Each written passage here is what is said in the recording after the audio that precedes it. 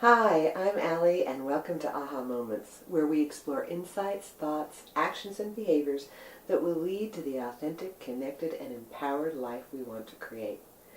So today I want to talk to you about love. Many, many years ago, back in 1997, when my children were young, and I was divorced, and my kids would go 1 week to their dad, and 1 week they'd stay with me, I learned a very important lesson. My sons, identical twin boys, had asked me to do something for them when they got home, and I didn't have the time to do it. And they turned to me and said, "You know, Mom, it's okay that you don't love us as much as you love Katrina, their sister, because we know Dad loves us more than he loves her." Well, you can imagine, I was absolutely appalled. I mean, I love all my children, and I couldn't imagine why they felt the way they did. So I went searching and found an amazing book by Gary Chapman called The 5 Languages of Love. And when I studied this book, not only did it change my expression of love towards my children and my husband, but it also gave me a tool that I went on to teach many, many couples as I was counseling them. So essentially, here's what it comes down to. There are 5 basic ways that we express love and understand ourselves as love.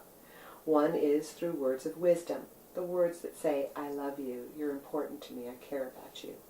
Another is acts of service, and that's doing something for someone, like making their bed for them or making a nice dinner. Another one is touch, and that's the hugs and holding hands. Another one is quality time, and that's really about spending one-on-one time with that person and really giving your full attention to them. And then the other one is things, finding gifts, little things, not big things, but something that says, "Oh, when I was out, I saw this and it reminded me of you." Now, it became clear with my kids what was going on. My daughter had the same love language as me. Mine is words of wisdom and quality time. So it was really easy. I spent a lot of time giving her focused attention and talking and expressing to her how much I loved her, and she beamed. She felt loved. And I did the same thing with the boys, but that was meaningless to them. To them, that was not their love language. Their love language was acts of service. So when they went to their dads, and their dad would take them here and there and let them have their friends over all the time and cook dinner and make popcorn for their friends, the acts of service made them feel loved. And unfortunately, those weren't things that I was necessarily doing, or if I was doing them, not from that same place. So it's interesting because you know how when we first meet someone, we fall in love, and we're in that state of absolute bliss. And I used to teach my couples this and explain to them that the reason is because we are naturally giving all 5 languages. Ta-da!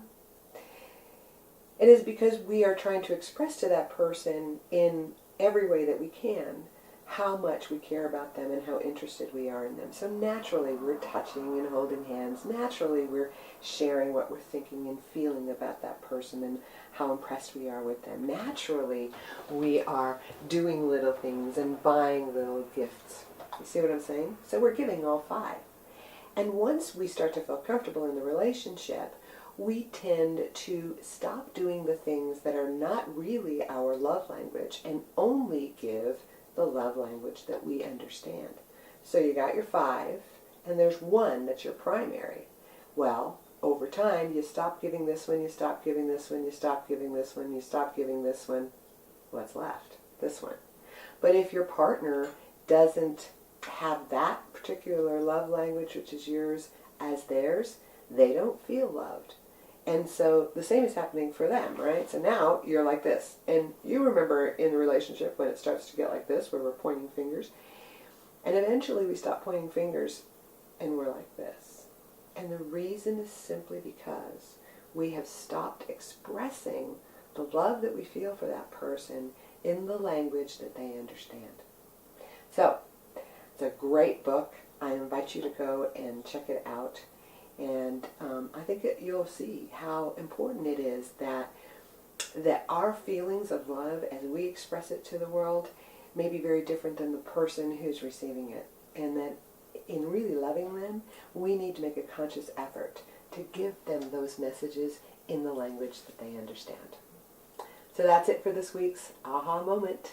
As always, I'd love to hear from you, so leave your comments below.